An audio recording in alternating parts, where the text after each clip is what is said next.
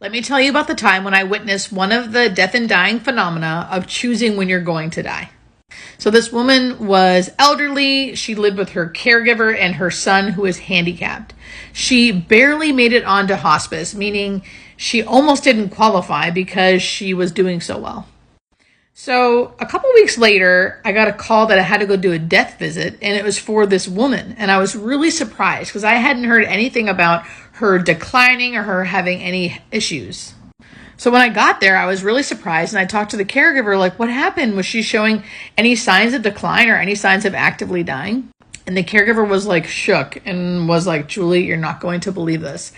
She was perfectly fine last night. We were doing the same old thing we do, like every Sunday night. We make blueberry muffins together, and she was fine. And she went to bed and called me over and started acting kind of funny and said, I love you. Thank you for taking care of me. Promise me when I'm gone, you'll take care of my son. And she was, the caregiver started, being like, hey, what are you talking about? You're fine. Why are you like giving me these goodbyes, kind of making a joke about it. And she said, listen, I'm tired. I'm going to go home.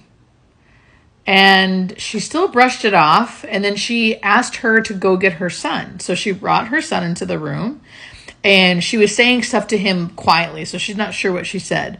But he hugged her and kissed her and said goodnight, and he left. Again, the woman said, thank you so much for caring for me. I'm going to go home. I love you. Thank you. And the caregiver was like, I knew it was really strange, but I just sort of ignored it because I thought she was just tired. So they both went to bed. And then in the morning she woke up, went to go help her to get out of bed and start breakfast and stuff. And she was dead. And of course, no signs of her having taken anything or done anything to end her own life. It was like she just knew and she chose.